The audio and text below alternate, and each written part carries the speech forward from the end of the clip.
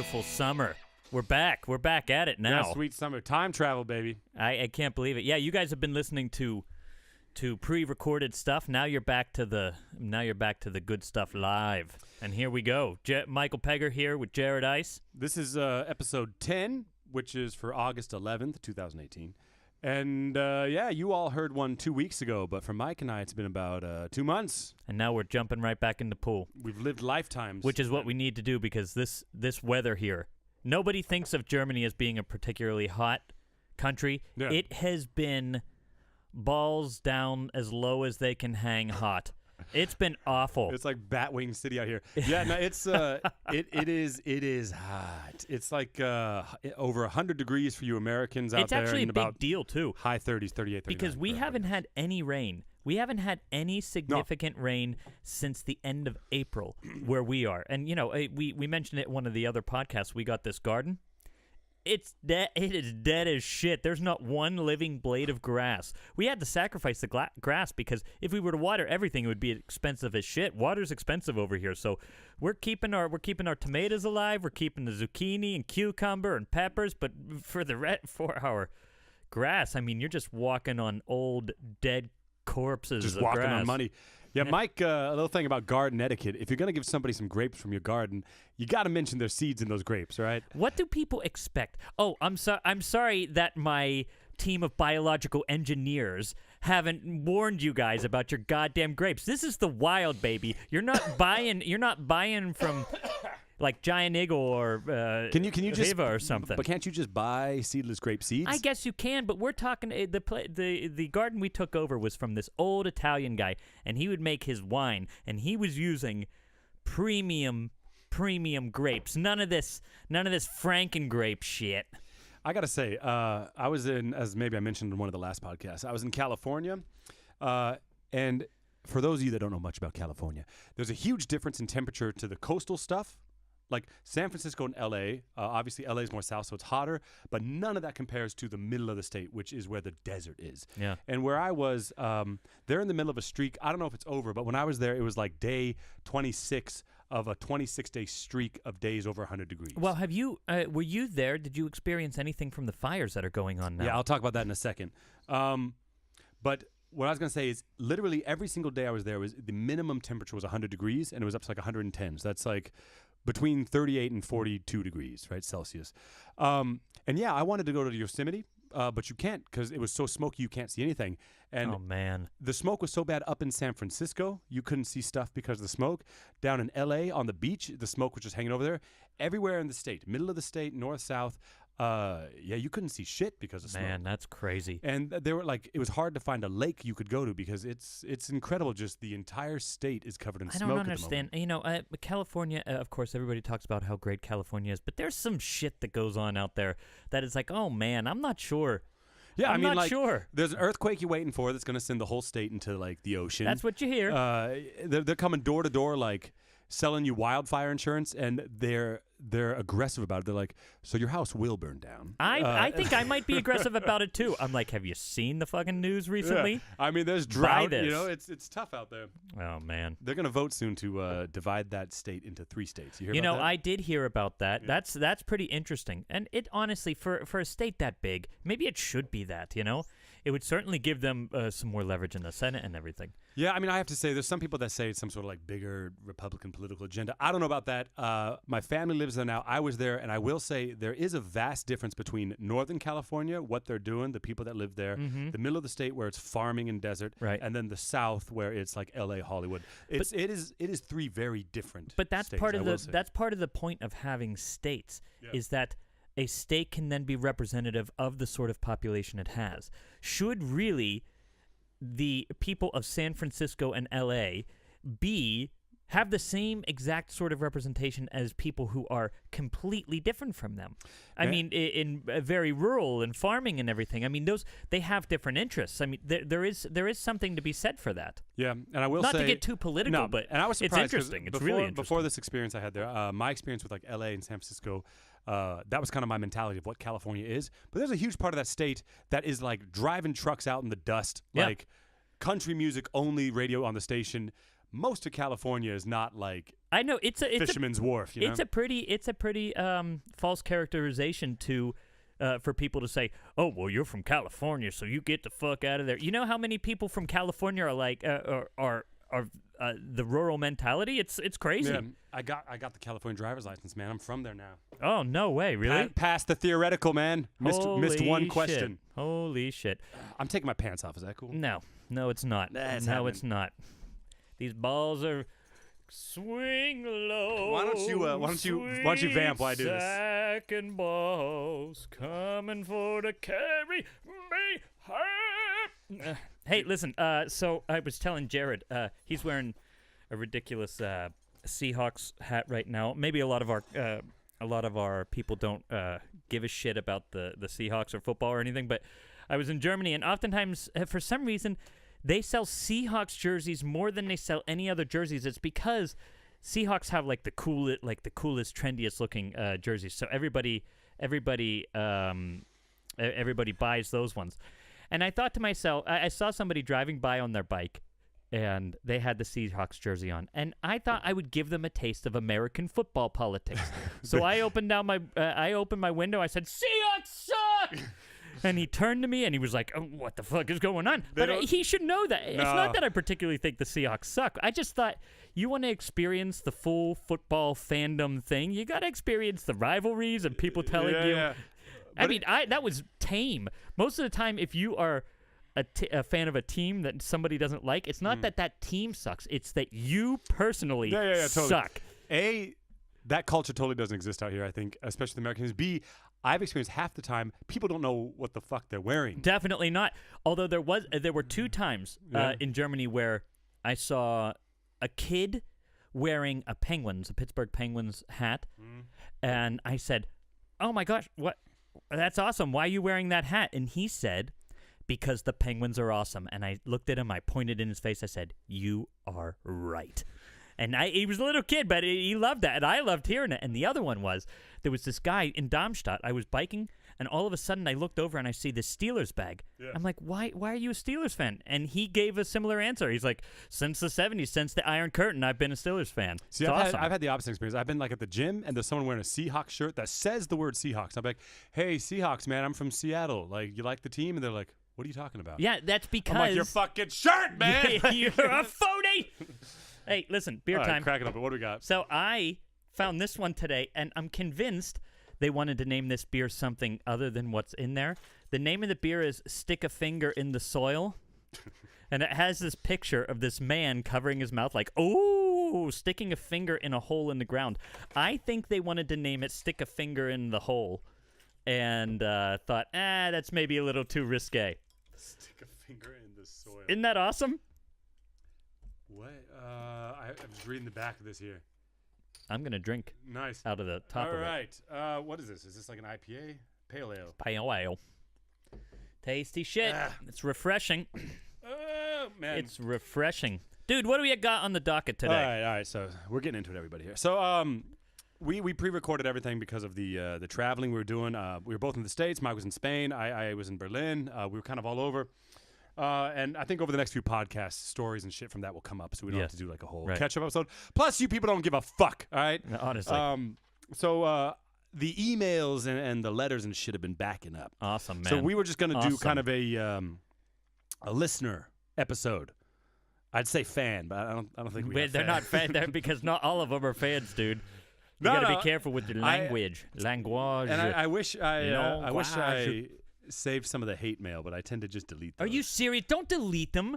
I don't even get to see all the hate mail. You're the prime reader of this stuff. I want to see the hate mail too. Just you got to get that negativity out of your life, dude. You know? I want to hear it. I want to bring that shit on the air. I want just hang the laundry up, all of it.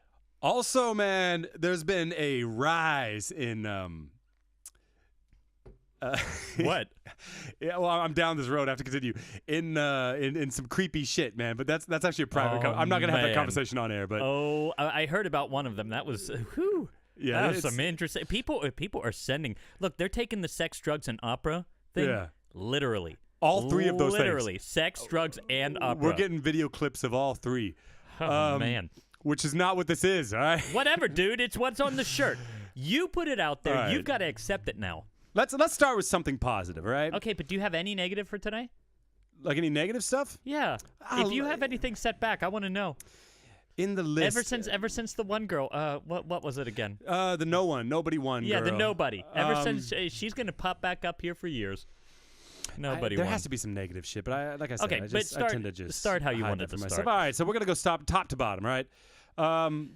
Look, there's no comment on this. I'm gonna do this to just get us in a positive place, and we can continue. Okay. Lady wrote us. She said, "Hey, Jared and Michael, I'm American and a classical singer, soprano, living in Paris for almost 10 years. I just want to let you both know how much I love listening to your show. It makes me feel a little less alone in the big bad world of music. Anyway, it's a true pleasure to listen to you guys. Keep it up. Thanks." Awesome, man. Yeah, man. Some people like it. Some people like it. You know, it makes my heart go all a pitter-a-patter. And will someone who hates this show, like, please fucking write in and just slam us? I mean, like, that would be hilarious. Well, man. you said you've been deleting those. Well, because Mr. Tuck no, those man, goddamn away. because they're not constructive enough. It's so like, I want the hate. I want the hate. I want the irrational vitriol coming at me. I want to hear it. All right, we'll do a hate letter episode. I'll start Sweet. compiling that shit. Oh man, people will tune in for that. If they're not tuning in for this Love Fest, they're gonna tune in for that. So I got a story, an audition story. It is so fucking hot down here, man. Oh shit, dude, I don't feel hot. I'm drinking my pale ale, stick a finger in the butt beer. Well, I've been out driving around. By the way, Yeah, man, driving's real I hard. parked my garage near the main station in Frankfurt. If you guys ever go to Frankfurt and you want to see the absolute, and you think maybe I'm rock bottom, right? Maybe my life is absolute shit. Go to Moselstraße, near the Hauptbahnhof, near the main station, the corner of Moselstraße and Taunusstraße, around 9 p.m. or so if you can, and you will see what rock bottom is. Yeah. You will see how bad it can get, all right? I'm a pretty big guy, but I am terrified.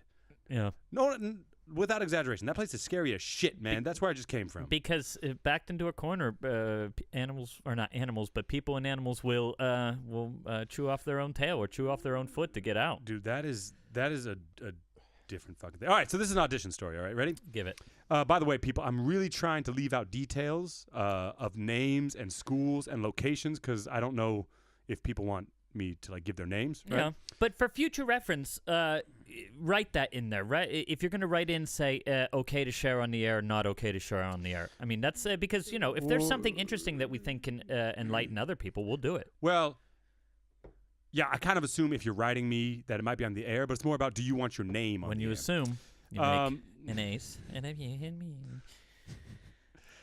I hate that. Just fucking give it to me, dude. All right, this afternoon I sang an audition that I have. This is kind of long, so just sit back and enjoy yourself. Okay. All right, so this afternoon I sang an audition that I have a really good feeling about. The composer was in the room and began asking me questions about myself and saying he could definitely see me singing his work. I left feeling really great. That is until I listened back. I record every audition I do. It's a good way to learn from every audition, see what worked, what didn't, etc. I put my phone on airplane mode, record, and then put it in my bag outside the door. Not only do I hear what I sounded like, but I often hear people talking outside the room. So fast forward a couple days, or rewind, I don't know. The company said we should bring our own pianist. Oh, rewind a couple of days. The company said we should bring our own pianist, but they also offered the number of someone they knew. I contacted that accompanist and felt he was charging more than I was willing to pay. I tried to negotiate, but he said it was the standard rate, right? He wanted to charge too much. I said, thank you, but I'll find somebody else that works in my budget, and I did. So today at the audition, my accompanist comes in, and I sing. The second the door shut, the other accompanist began talking smack about me the entire time. He said, this girl had the nerve to talk back to me about my fee. I'm old enough to probably be her grandfather, so what does she know about main stage auditions? These young singers can be so bossy. I play for people who sing at the Met, so who does she think she is? I hear you, dude. God. I'm a young singer just trying to make it in this career, and I was already... Hold on, new page. Paying to audition. So when you charge me more than I'm willing to pay on top of that for an accompanist, I politely declined and said I would find someone else. I'm going to let this roll off because I know I sang well, but now it's clouded by this jerk making me look really bad. Honestly, give me a fucking break. I play for people at the Met. That's what. How many times do you hear that shit, man? Who gives a shit whether you play for people at the Met? This was a simple. This was economics. This was nothing more. If you were really polite to the guy and said, well, look, sorry, you're out of my price range. I can't do anything about it. You accepted. It's not like you made him feel like a dick for charging that much. You accepted it, said, I can't pay that much. I can't afford it. So you found another option. What is this guy's fucking problem? Seriously, what is the issue he has? Because I don't understand it. if someone doesn't want to pay that much, okay. What is he supposed to take offense to people who don't have money? Yeah, I mean it's an obvious ego thing, you know? Like it's obviously like you hurt his ego or something like that. But yeah, I mean like I can't understand getting offended by that. Yeah, no, but okay, so I would assume most people in the arts are pretty liberal-minded, right? I would assume this guy actually cares about the poor or people who are struggling to do what they really want to do, right? I mean, I'd assume he does that, right? Maybe he doesn't. I don't know. I don't fucking know the guy, but maybe let's assume he does. Then all of a sudden you're presented with a real life opportunity to help somebody who can't pay. Look, auditioning is expensive, and you're playing for people at the Met who can fucking afford to pay anything, most likely. Right. You're not paying, but you're not playing for that right now. Yeah. So you want that much money? Go ask the people at the Met. But this is a person who's just trying to get out in the world, trying to do something, and you get offended if they can't pay your Met rate. Yeah. No, man, it's fuck one that. of my biggest problems. No, and this. Wait, don't do that to me, dude. You're getting me all riled up. You know what I wrote her back as I said, "Can I share this?" And she said, "Sure." I said, "Yeah, because this is really gonna piss Mike off." Honestly, that honestly does piss me off. The point I want to make is that the classical world, maybe all music, and just people are like this because society also mirrors this. But opera, you have to be careful because opera's a little bit of a dying art form. It can be. People say it's not, but like it's like endangered. You know what I mean? Mm-hmm. If it was a fucking panda. And the thing is when people get to the top, and I rarely see otherwise. There are fucking angels out there. There's saints. But when most people get to the top, they say, I fucking got up here, and I'm going to keep everyone below me. Mm-hmm. You know what I mean? And in America, she said I paid to be there. Yeah. Which in America, you just think that's normal. You think it's normal that you pay so much to go to school. You think it's normal that you pay to audition. Right. You think it's normal that no, it's not. In Germany, it's illegal to pay to audition. Right. It's fucking criminal that these major opera companies that have enough fucking money, endowments of $300 million, and they're gonna charge you $100 fucking to apply. An application fee of $100 fucking dollars is criminal. And how are people not more pissed about it? Because the people writing about this shit, the people that kind of control the dialogue on this, are the people at the fucking top. Honestly, man. if you there was I think it was the New York Times that wrote an article about the New York City Opera and what happened to that endowment, and that is fucking. I mean, God damn it! People put fortunes to support these places, and then just through bad economic planning, they piss away millions of dollars when they could have a perfectly functioning, well-respected opera company and not touch the endowment. It seems. Well, look, I'm not an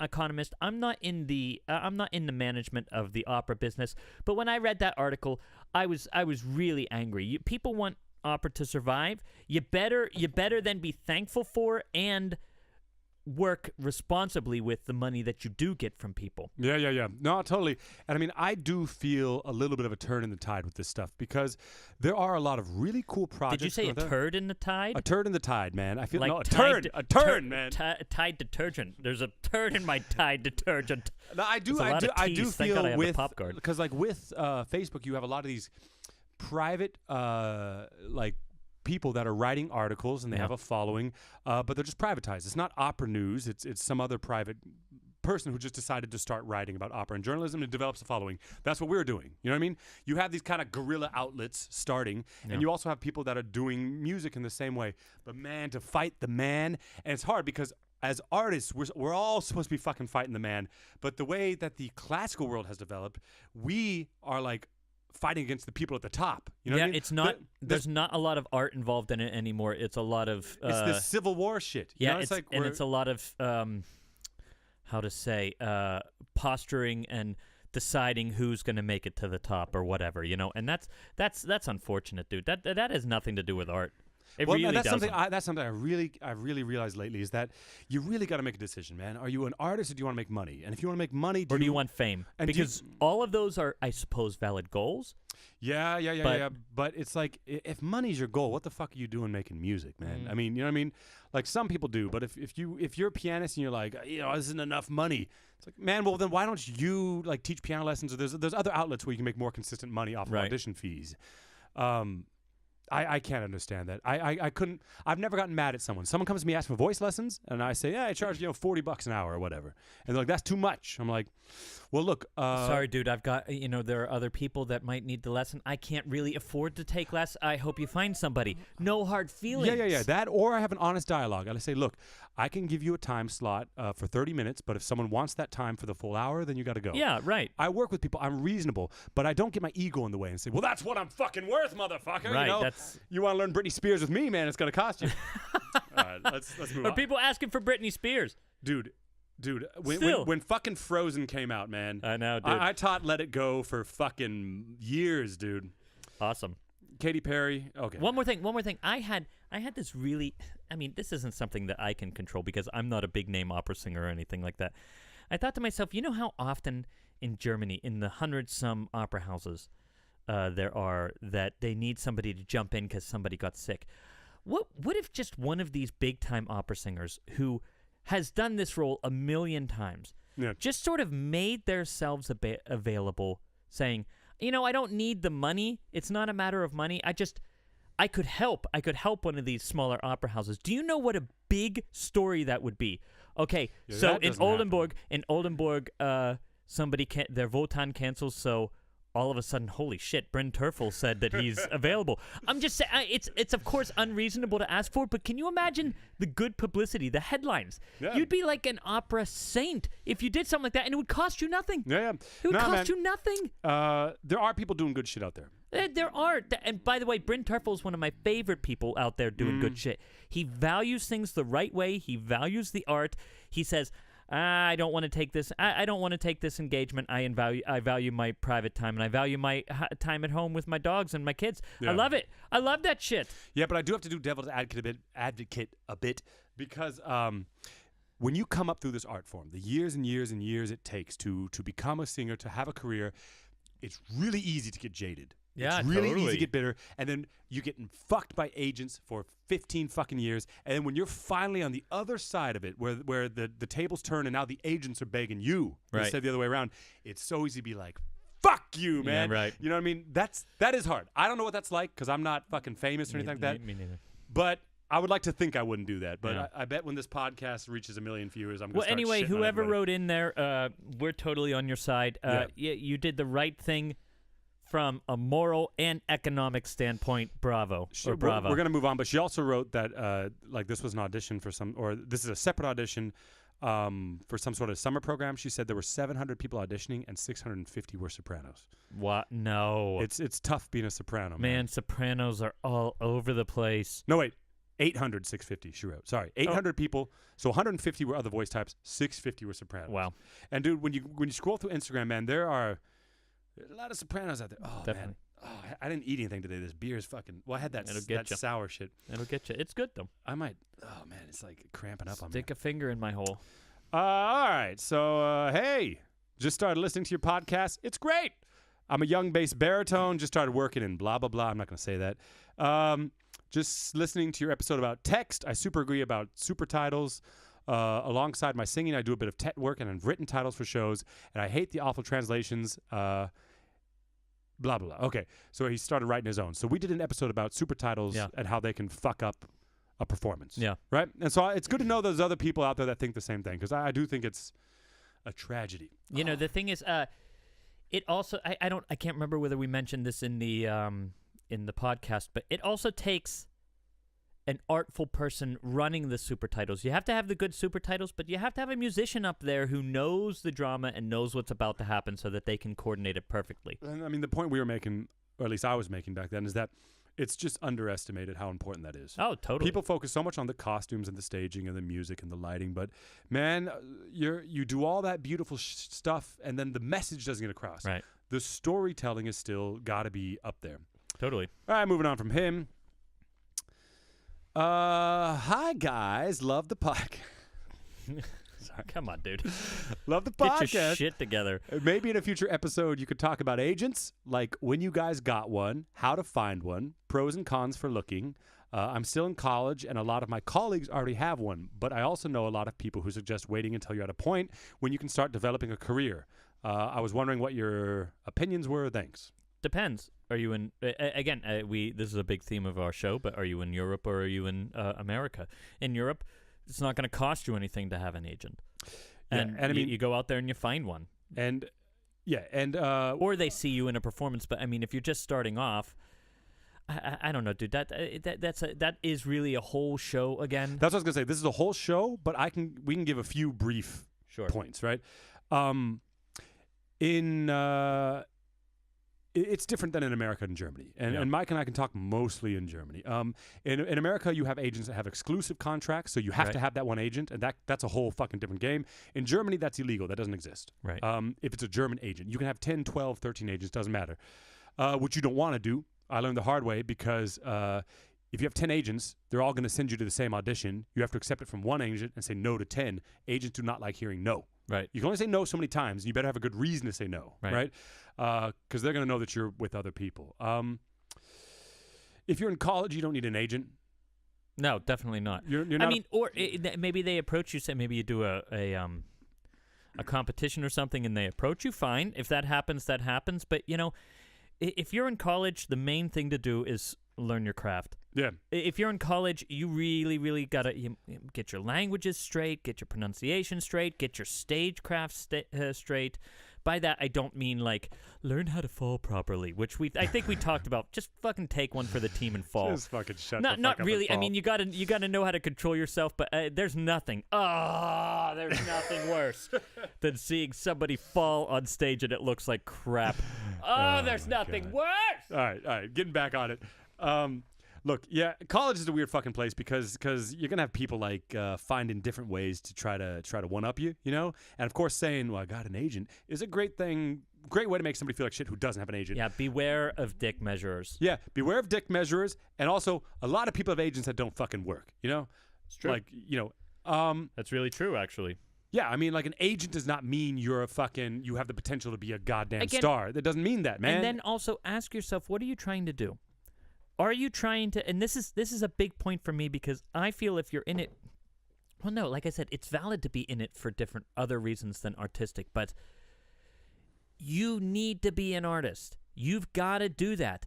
And having an agent doesn't, it matters in eventually getting your message out, but if you're in college is not that time yet. No. College is the time for exploring shit, honing your craft, and doing it. So, as far as it is right now, don't look at it yet. I know you got to look to the future, but that'll work itself out after you've got your shit together. That's a fantastic point. You need to be a fully developed artist because you have to go in there you can't go to an agent and say, I want to work, right? You have to go in there and be like, this is me, this is my package, this is what I do as an artist. That's right. Because once you have the agent, a lot of complicated shit's going to come your way. They're going to ask you, look, we need someone to do...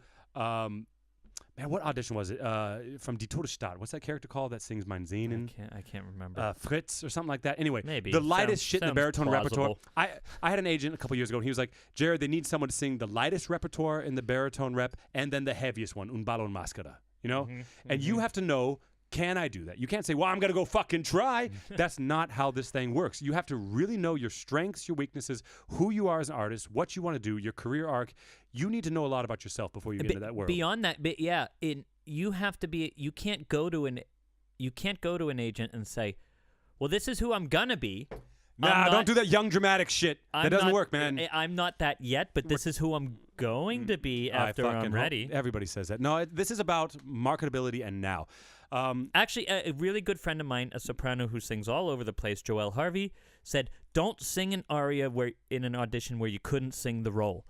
And I agree with that. Yeah, and we talked about this on the podcast once. And that means the whole rehearsal process, the whole role. Yeah. And it's not just about fucking voice. One more thing I want to say about agents is one of the problems is there's a disconnect between a lot of people teaching as colleges who had an agent 20 years ago in Germany. Oh, yeah. Back then, the trend was you have an agent, the agent has 10 singers, and he's about career growth. He's about career development. Right. These days, it's more about an agent has 100 baritones and he sends 50 to an audition. Right. And the opera houses are getting fucking sick of it. And actually, it's more effective this day to contact houses directly, but your materials must be good. Yeah. You have to really look at not your friends' websites. You have to look at the fucking pros that are out there, and your website needs to be on the same level, which means you need to pay money. You need to pay money. You need to get the headshots. You need to get the recordings. Your materials have to be good. Your letters have to be good. But there's a lot of success to be had in contacting people directly and going around the agent route. Yeah, you've had a lot of success that way. I've had more. The industry is changing, and it's falling on us to market ourselves more, which pop people have been doing for years. They're really good at it, and now that's the trend for us. So it's the career arc is not agent job, being a fucking star. It can be. It is for a lot of people, exclusively. but there's other ways. You got to do what's best for you. You got to know who you are. You got to be honest. All right, down, dude. I'm down with it. Down. Another one down. I'm deleting you. Don't delete it, dude. No, okay. Archive it. You have it. It's not like you're going to run out of space. It's the fucking internet, dude. Archive that shit. This person wants merch. They want merch. There's some people that want merchandise. We're working on it, but I got to get who wants merch? Have you gotten a lot of... Yeah, man. Some people want shirts and mugs and shit, and we promised mugs and have them delivered. We did. I mean, we did a whole competition for mugs. Yeah, but we told Rachel Duvall that we'd send her a mug, and we never did. Oh, man, Rachel. Oh, man. I'm sorry. I didn't know that, dude. I didn't know. Mildly affected about it. I'll do it. Okay, Rachel, I'll get you a mug. Send your address again. Empty do you promises. Have it? You have it? Yeah, it's somewhere deep in here. Look, we're gonna get a website up one day. We're gonna get like merch, but man, that's a lot of work. You gotta find T-shirt providers. Right now, me and Mike are wearing our T-shirts, and it was like 30 euros to make this shirt. Right. That's not cost effective. This is like the most expensive piece of clothing I have. Yeah, you guys don't have to be paying with shipping from Germany to America. You need to be paying like $50. You know what I mean? And I might have gotten a size too small. My little moobs are. You made a big deal about getting me the smallest shirt they fucking have. Well, I like it when it's small, but I underestimated my boobs, my moobs. I'm moving on from this. Underestimated them. Look, we're working on the website, we're working on the merch, we're working on the video, but this is moobs. This is a slow play. This whole podcast, right? This is not fucking. Did you hear me say juicy moobs? I just want to make sure that it didn't go juicy moobs, man. Fall by the wayside. I heard it. I appreciated it. The internet down here is not so good. What's your internet like on your phone? Could you give me some hotspot or? I don't know, dude. We're down in the basement still. Yeah, I could give you some hotspot. What? I got the H. What does the H mean? H is good. H is not good. 4G is good. H is good. Well, all right. Well, let me try to jump in here then. I'm in. Okay. We got a girl named Sarah who's been. I've actually been writing back and forth with her because she has some mixing experience. But what she said was. So I guess it's a critique. She said, love this shit, opera singer turned rocker, which often that goes the other way. Right. I have lots to say, but my biggest critique is mic levels. Gain, gate, and compression can help if set right. Whenever I'm listening to your podcast, I am constantly turning up or turning down the volume. 1 minute I can hear you, so I can't hear you, so I turn it up, and the next minute I get blasted. I'm going to blame Mike. But that's also probably right. I actually wrote her back and asked for some techniques, and I've been doing the compression. We've been working on mics and shit, pop guards. Nah, it's working now. Don't worry about it. So thanks, Sarah. Yeah, look, we suck. We know, we suck. Okay. We've gotten it before. It's a valid criticism. Thank you for it. All we can say is we're working on it. But this the podcast actually grew maybe a little faster than we thought it would. Yeah. We expected to have I thought 3 people listening by now. I thought 2 of them were going to be our wife and our girlfriend. I thought this was going to be like a personal diary for like a year. Right. We're getting on it. We just got back from 2 months of vacation. Like I got back from LA like 5 days ago. Right. Actually, there might be an improvement on the horizon here. We might be on the edge of getting a studio for ourselves. That's in the works. So if that's the case, then we might have somebody mixing for us, a professional mixer. And if any of you out there got some, equipment lying around you're trying to get rid of, maybe that you want to donate. I mean, on it, that sounds like a joke. But if you want to donate a good mic stand or something like that, send it. Yeah, if you're trying to keep the art form alive and you think this is a good outlet for doing that, then think about it. It sounds like charity, and it is. Yeah. But seriously, that helps so much, dude, and it helps more than even just the money, because then the money is now we have now we have this money, but we got to go do something. Yeah, we got to go buy it and we got to do that. If you just send us a mic stand, then that's awesome. Yeah, I mean, all this shit, like some of the stuff we had to buy new, but like these tables, these chairs, that mic stand, that mic, a lot of this is like used stuff. Don't send us chairs, though. Don't send us your we got chairs. too many chairs in here. Yeah, we're just drowning in chairs. Chairs and tables. Chables and tears. All right. Our friends over at 360 Opera said, like them. I like 360 Opera. They're all over the place, by the way. they're good people, man. That's like you're combining someone They're who's just good people. They know marketing and they also know the opera business a bit. They know marketing. She said we should take a shot every time we say a derivative of fucking episode 7. We'd all end up in the hospital. All right, that's good, Oh, man. my God. Apparently we're saying fucking that episode a lot. All right, moving on. You guys, I got to tell you that the last Tosca podcast was freaking amazing.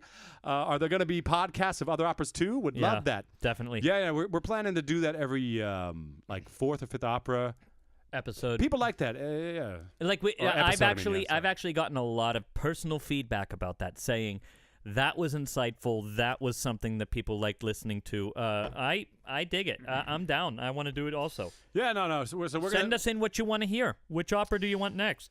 Yeah. We're gonna do more of that. So don't worry, Sarah. All right. Thank you, Sarah. Hey guys, I'd love to hear. No. Do the whole thing in that voice, please. I don't know if it's appropriate, but do the whole thing in that voice. You started it. Hey guys, Yeah. I'd love to hear a segment about young singers who are considering a career in opera, musical theater, or just singing in general. I'm 18 and I'm feeling pretty ambitious here lately. And I'd love to hear you guys' personal view on going into the business, possibly some tips and advice. Oh, thanks, guys. Just the tip. You asking for the tip? Oh, God. Are you asking for the You tip? get the tip, you get the shaft. All right, so he says, I'd love to hear some young singers going into the business, 18. 18, dude. Okay. That's You're fresh. I got stuff right away. You got something? You want to jump on it?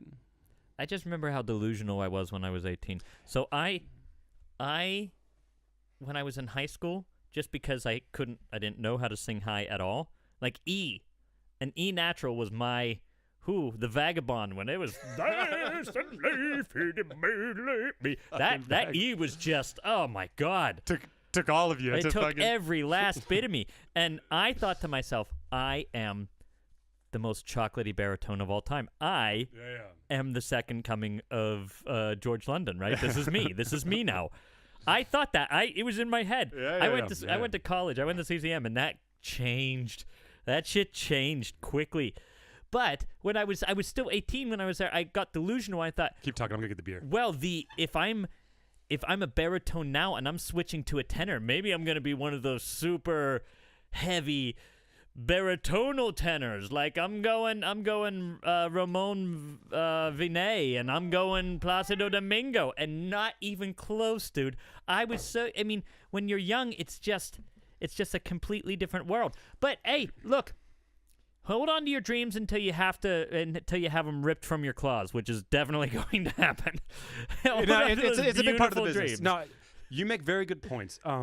This struggle with your perception of yourself, what you want to be a singer, and accepting what you are. Right. Not only does that last a lifetime in some ways, but that breaks a lot of people. A lot of people don't have a career because they can never let go of the I am a heralded baritone, and they don't want to be anything else, and that's sad. A lot of talent goes away that way. And man, I got so much to say about this. When you're in your 20s, you know what I mean? Like when you're in your teens and you're learning to sing, you think it's all about technique. Yeah, you think the career is about if I can become a good singer, I can have a good singing career. But the thing is, people do not fail at an opera career because of technique. Very rarely is that the case. Our buddies out at 360 Opera, actually, they posted a list the other day, and I actually thought it was interesting. It says, so you want to be a professional singer? Here's a brief list of some of the characteristics you'll need. Prerequisite, natural vocal talent, okay? And then there's 43 things. I'm not going to do them all, but I'm just going to fire away.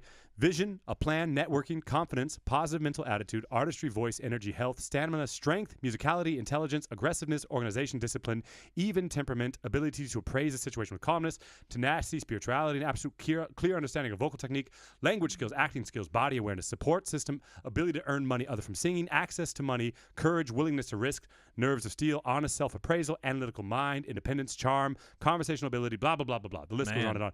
And it's fucking true. It's fucking true, man. Yeah, I'm looking at it now.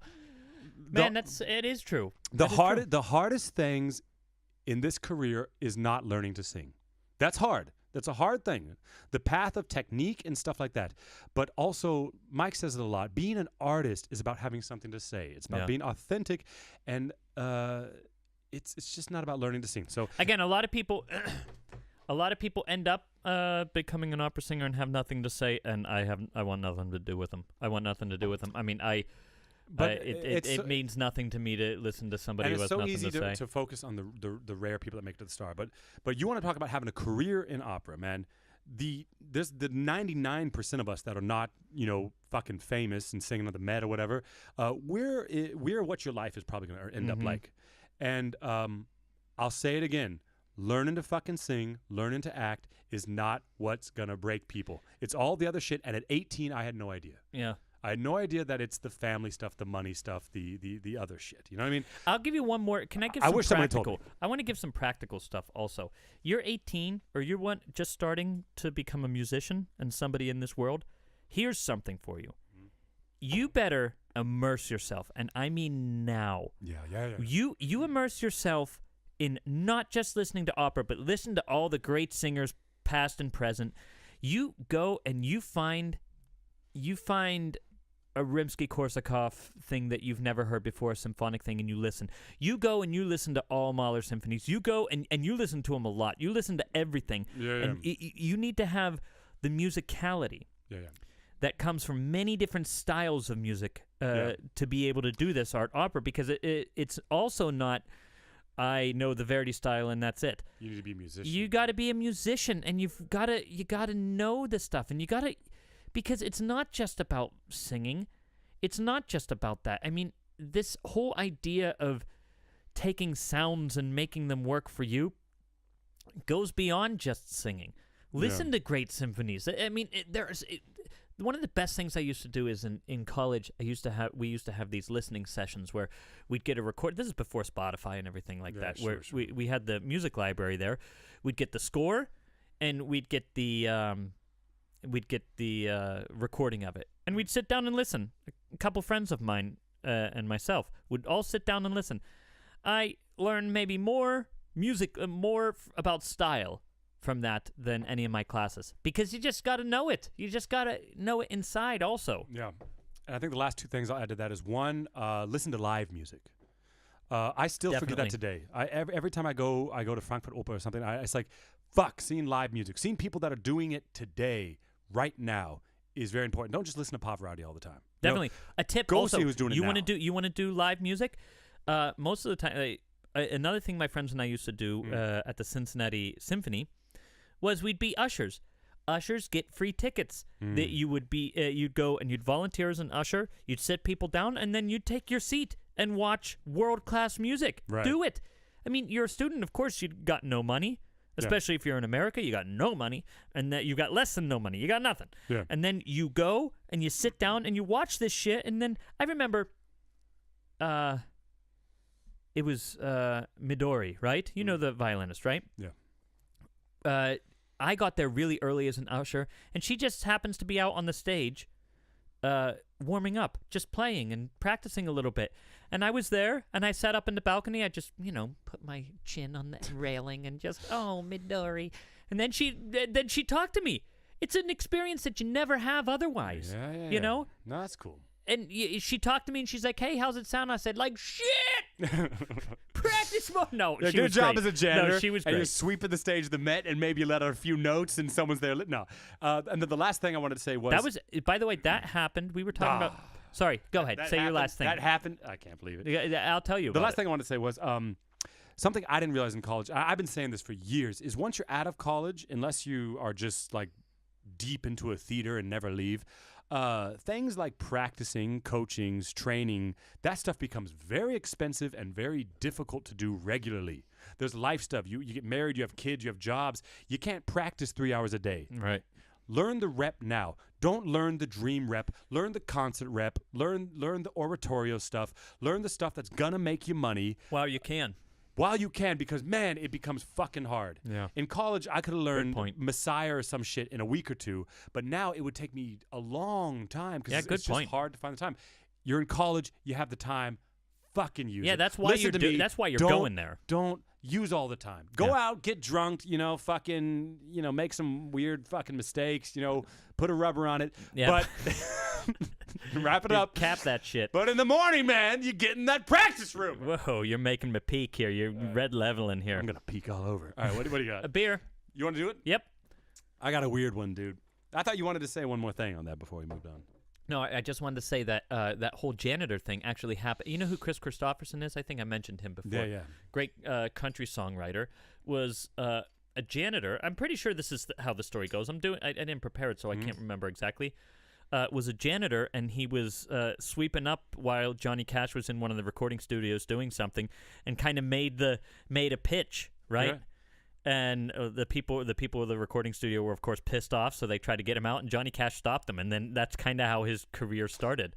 Isn't that crazy? Yeah, but you mentioned janitor. I know, but these stories are dangerous because then I'm going to be outside every major opera house just being like, You just tell someone's like, hey, man, can you hook and push?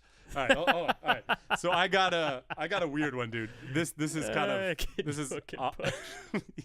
that guy sounds like he can hook and push. Jack Daniel's cider, dude. Give it to me. This is not that canned cheap shit. This wasn't cheap. But cider. This is gonna. It's only 5.5%, so it's Jack Daniel's. It looks like a bottle of whiskey, but it's nice. It's fucking cider. I was gonna make my beer whiskey this morning. Yeah, we could do a whiskey episode. We could, if shit is gonna fly off the handle. Yeah, let's do it. If we're gonna dive, let's dive deep. Go balls deep on it. Let's go. What's the next one? I like that, man. There's no whiskey in there. That's just apple juice blended with Jack Daniel's Tennessee whiskey. There's no whiskey in there. I taste it. Maybe I'm just immune to it. You must be. It doesn't necessarily taste like there's whiskey in there. It tastes like the oakiness of the whiskey. It's great, dude. That's reminded really me. good. When I was in California, I was wine tasting in Napa Valley. Oh man, and I can't get on that level. People are like, you'll taste the fucking finish of the smoky, the berries, the ambiance of the like. They have this vocabulary, and they're all just regurgitating the same vocabulary to each other. But none of you people have a fucking opinion. You know what I mean? I taste the western side of the slope. Oh, I taste my the God. sunset on I was these at grapes. this. There's this French guy, Ramon something. He's got these vineyards all over Napa Valley, and it was the most pretentious shit ever. He's got First, you go into the smelling room, and you have these perfume bottles on the wall, and you smell the elements of the wine you're about to drink individually, oh right? My God! And then you go in there, and you breathe in the ambience of the room, and the room matches the wine you're about to drink, and then you drink the wine, and it's like, dude, you know what though? It's not like he's not doing that for a reason. People go to those places and want to feel pretentious. They want to be pretentious. I know, and I get it. I just can't get into it, Right. We're all red-faced and hammered, and I'm like, I think the Sean was better than the fucking blah, blah, blah, blah. Like I fucking know. And you have to play along. I hate that shit when you're at a restaurant and they pop the cork and they give it to you to smell. Have you had that? Because they always give you the glass to taste. But if you go to a really nice place, they'll give you the cork to smell. Yeah, look, so yeah, it's happened to me. Yeah, oaky with a fucking blah blah blah. It's like from the office. He said, "This has an oaky afterbirth." Yeah, it has a good Charmander finish. I'll tell you one more story. When I was in college, though, my father. This is when craft beer was really starting to go, right? And my friends and I, or my roommates and I, we were having a beer, and my friend he picked up his beer and he was doing that. He was going, yeah. Yeah, I taste this and this, and my father's in the room. My father, he grew up on the south side of Pittsburgh. It's a world away from him.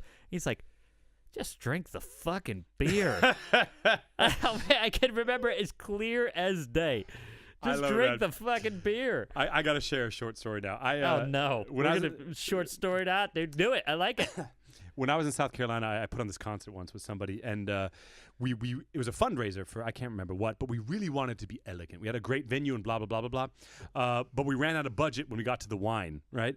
And so I bought a box of Franzia, and I filled up all these wine glasses. So you had a table full of wine glasses. And I just put one bottle of nice red wine, one $25 bottle of red wine on the table with all this Franzia, and everyone was picking up the bottle, drinking the wine. They're like, "Oh, that's good. That's a great brand." It's like, you. Do you know Penn and Teller? You know the show Penn and Teller bullshit. They did that with water, right? Yeah. So they set up like this water restaurant, right? This water tasting restaurant. I got a right? whiskey taste on that one. Yeah. I know. See, I told you. Anyway, they have this guy in the back, right? And he's played this character. Like he has this hose from the fucking garden is going and filling up these made up bottles, and they're like, this bottle was the personal bathtub of an Indonesian monkey spider. Yeah. And blah blah blah blah blah. And the hairs on the Indonesian, and people are like, oh yeah, I really fucking taste this. All the water, of course, is exactly the same. It's the power of suggestion. Yeah, dude. yeah, man. And we could go on, but that shit gets into music too. You know what I mean? Oh yeah, absolutely. They're like the dude. vibrancy and the way that he uses his lips to fucking suck my. sorry. Anyway, all right, moving on. Bro. What do we got? Who's up next? Come on down. Hold on. I gotta read through all this shit.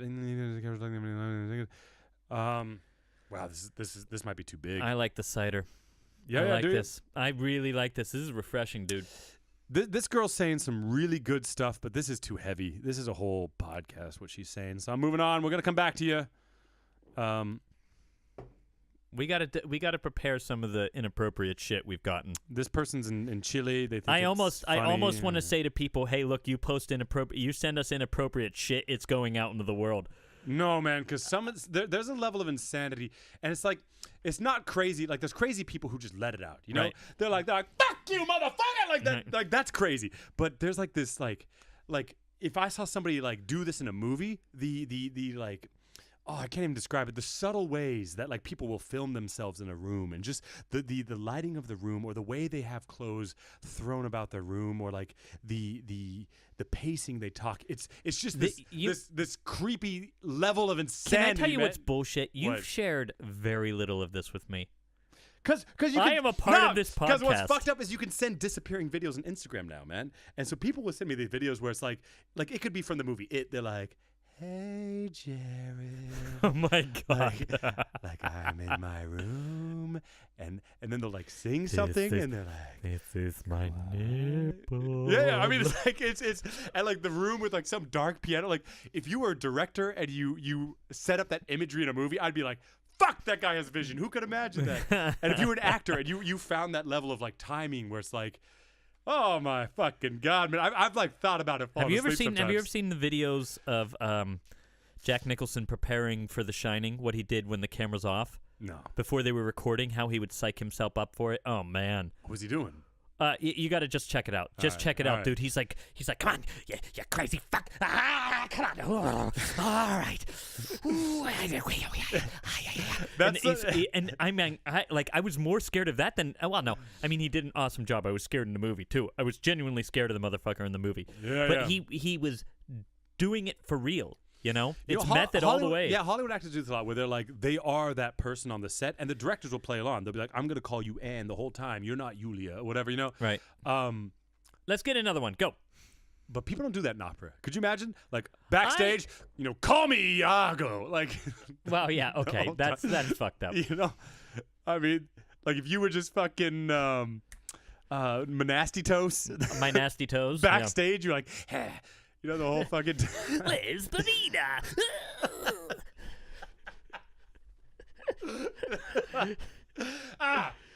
Puminas vaginas.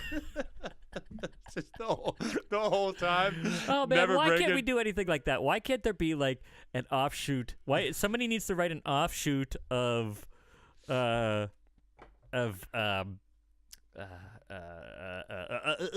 Magic Flute, where afterwards Pamina opens up a opens up like a sex shop or something, and it's Pamina's Vaginas. The fuck, man. Why not? Why is that off limits? All right. No, No, I'm not. stop. I'm not going to entertain That is exactly that, man. what I'm talking about. Why would that be off limits? Why couldn't somebody do that? Why? Why couldn't that be interesting and funny? Yeah, you could. Papa Gano's dildos or whatever. Papa Gano's. Anyway. No, that's obviously a gay club. Papa Gano's. Yeah. That's Come good. on. That's good. Yeah. This is happening, people. Somebody write it. I would go 1,000 times over to that instead of some fucking I would make boring I would make, ass thing. I'd make a gay club called Papa Gano's, but it'd be PAPA. The Papa Gaynose. GAYKNOWS. Papa Gano's. Papa Oh my Gay god, knows, dude. baby. Oh my god, it's amazing. I am so. Oh my god, it's so good. Oh, that's way better than Pamina's Vaginas. Oh my god. But we found it there. Papa Gay knows. Papa Holy Gay knows. shit, dude. That is so good. Oh my Right? god. I mean, the magic flute is already pretty. I'm not an opera composer, Yeah. but somebody should write it. Somebody should write it. It explains why he loved feathers so much. You know? It's amazing. I'm thinking about it, man. It's good. Dude, it's good. so good. Why not? Because then you'd have to come up with a gay version of all the names. That's hard. Why man. gay? Why I mean, do they Queen, have to be Queen gay? of the Night's easy. But the thing is, you see people Because it's got to be like a burlesque show, man. It's Yeah, gotta be why like, not? Yeah, it can. Like in Oldenburg. What's the name of that? At the Kammermarkt, whatever. They have that one booth that's all the drag queens, and they all can fucking Right. sing. What is I the know name they're of that, man? incredible too. The They've got voices. Tangatanga, man. Man, that stuff sells. There's a market for that. I saw this burlesque fucking show in Dusseldorf once at some theater under a bridge. Fucking amazing, man. But why- that but shit's underappreciated. The other man. thing is, those are real, actual performers. Why not utilize them? Dude. Sometimes opera underutilizes the talent that's out there. Yeah. I think it's amazing. Papa Gay knows. He knows. He knows. Jared, he knows. I got to do a shout out real quick because I promised I would. So I got to, before I went to California, someone heard that I was going there on the podcast, and good old Stephanie Dupre, she fucking wrote me and said that she would hook me up with some tickets at Universal Studios. I couldn't follow through because I was busy, man. but I Awesome. told her I appreciate it, and I'd give her a shout out. I appreciate the offer. Wow. Hey, honestly, I mean, I wasn't there, but thank you anyway. Mike, thanks you awesome. for whatever. All right. Man, we're almost at an hour, man. Really good. Like I said, there's a really good one here, but it's too big. So That's what she said. This is a good one, but it's too this big. this guy also It's too wrote. big. There's this whole. He wrote about weightlifting and I singing. can't get over which- Papa Gay knows. Yeah, it's good, right? That's so good. It's so good. Oh my god. Weightlifting and singing, and this we're gonna do a big podcast on Hey, that. yeah, because we have another. There's a follower of ours Yeah. named Lulu Be Strong. Yeah. Have you seen her on Instagram? I've She's been- a power lifter. Yeah, I've been talking to her right now, man. She's active now. this I is can it. write her now. Yeah, write her. I- Tell her. Write her. I did. She said, right now, we're trying to find time this week to write you. Is that okay? And I said, no problem. All right. So we're working on it. I'm gathering information Lulu because Be Strong. that's a We're talking to you right now. I wish she could. Tell her to send a text. Tell her to send a voice message. She can get on the podcast this time. Tell her to say, "Hey, I'm not doing it. Hey, come on, do it." No. Oh man, Lulu, it's not my fault. I'm sorry. I wanted you on the podcast this week with a hey, but nope, nothing. I also got this guy that's writing me about it. But Plus, this- my colleague, dude, we Yeah, got to yeah, get him and on. This Georg is guy great. from Stuttgart. I mean, there's like a stigma about that, and in today's world, people are really opera's like 40 years behind like Hollywood and shit, and it's like people are really starting to get into more of this other stuff, like self-promoting, being in control of your own marketing, like body and stuff. Like people are kind of starting to get there. Look, I also I had an old colleague that I met in Luca in the CCM Luca program, right? He sings and he's a power lifter. I mean, like the whole clean jerk, all that sort of like that awesome powerlifting. He and his girlfriend both do it. And you're right, there's a stigma against it, but there shouldn't be. What? It's fucking amazing. I watch those videos all the time. Yeah, I've always wanted to make like some sort of like skit video of like getting all my friends together who I know can fucking lift, but also I know they got good technique. I want to do like fucking like Liederabend, like the softest, lightest stuff. While lifting. While lifting, you know? Again, Just like, why? oh, Again, just why not? I think it'd be Why hilarious. not? Why is it something? Why would it be something that wouldn't be taken seriously? Of course, it's a little tongue in cheek, but don't people like that? Am I missing something? Don't movies sell for hundreds of millions of dollars with tongue in cheek and humor, but also have something serious to say? Like I said, there's a rising group of people who are lashing out against all the fucking. Papa Gay knows. Papa Gay knows, baby. He knows. He knows. He knows. Come of here. Of course he knows. Sit on Papa Gay's lap. And tell all right, He knows. He Moving on. knows. All right, last one. When I saw the title for this show on Spotify, I was sure it could only underdeliver on my expectations I had formed in the blink of an eye. But you made me so fucking happy within the first minute of listening. I've been so sick and tired of colleagues and their pretentious talk, and you two just felt like kindred spirits. I'm American-Danish, born and raised in Germany, studied in, I'm not saying the city, and come from a metal background and slipped into opera. Randomly, I love your shit. So we had talked like the first episode, I think, when we talked about why we were launching this podcast. We'd said it was a lot like the way people talk about the art form had kind of bothered us. Right? The way the discussion was being done. Man, to get that sort of feedback, that's awesome, dude. Look, again, it means the world. That sort of shit means the world. When somebody says that's exactly what we've wanted to hear, awesome. Then we're willing to keep doing it, people. Because it's just a ton of fun to sit here and drink beer and bullshit in exactly the way I want to talk anyway. This is the way we talk. People talk about, I mean, I don't swear like this all the time. If I'm talking to my wife or my son, I'm like, clean up your fucking toys. Come on, don't be a fucking pussy and clean up your toy. Right? It wouldn't be that way all the time. Or never with my son, of course.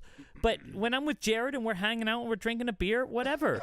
We talk how we talk, and we can still talk about this stuff. I'm happy, and I want to keep doing it, dude. Yeah, man. I really thought we were going to... I'm so overloaded with emails. There's so many more, but I guess we'll make them just the tips from here on out. Yeah, I couldn't get to all of them today, but it's funny because people will, like, discover our... People are still discovering our podcast, obviously, and a lot of them start at the beginning, which is funny because I can't fucking remember what we did the first episode, you know? Neither can I. And they'll still write letters about it. Awesome. You know? Yeah, but it's also confusing as shit because sometimes I don't know what the fuck they're talking about. Right. They'll be like, what you said in episode 1? Minute 32. Yeah, 32, man, that was fucked up. Fuck you. And I'm like, nah, all right, gotta go back. Do we get that? Nah, never. Because people are too much of a pussy, man. If you don't like it, man, write in. We just get these weird, like, yeah, nobody gives constructive criticism. A few times they have. But usually it's just like, you guys are strange or something like that. That is what people write. Yeah, so I just delete it. It's not like it hurts my feelings. It's just like it's strange, and I don't know how to respond to that. You guys are strange. Somebody, do you mean to tell me somebody actually wrote the words? You guys are strange. Yeah. What a strange thing to write. That is honestly strange. Yeah, I don't know what I'm supposed to do in my position to write back, be like, you're fucking strange, you know? And then that person, what are you supposed to say? Like, oh my God, I thought about it. Yeah, I am strange.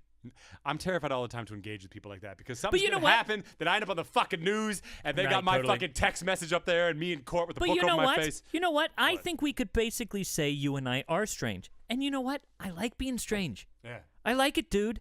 I don't like... I'm okay with who I am, and I'm okay with putting it out there. And if people think it's strange, yeah, maybe you're right.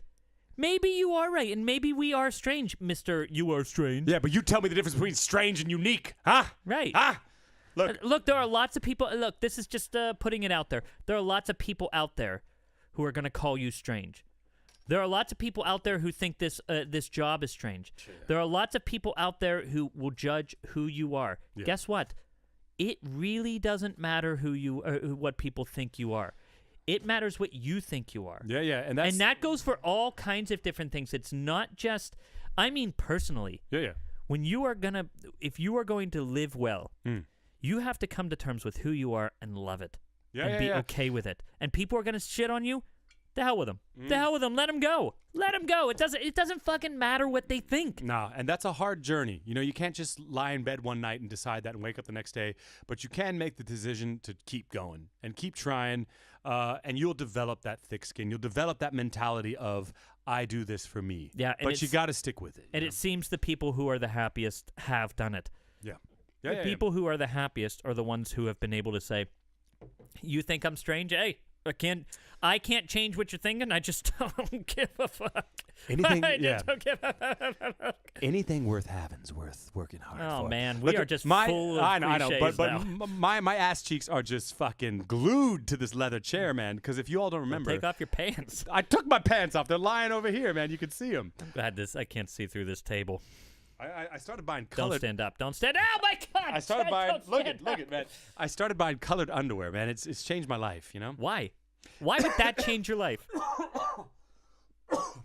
You know.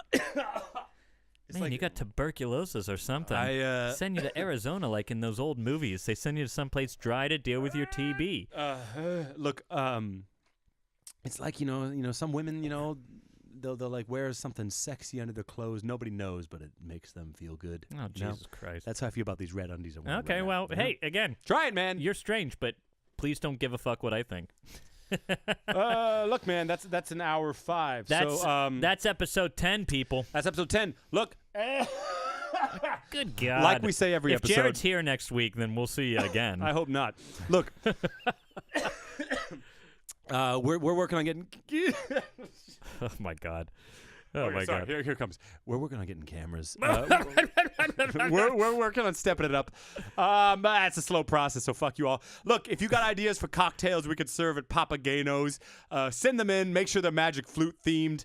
That is amazing, dude. Let's do a contest. No, if you send a good cocktail with a good name and the ingredients, we'll pick one and we'll drink it. We'll make it on the show and we'll drink it. I like it.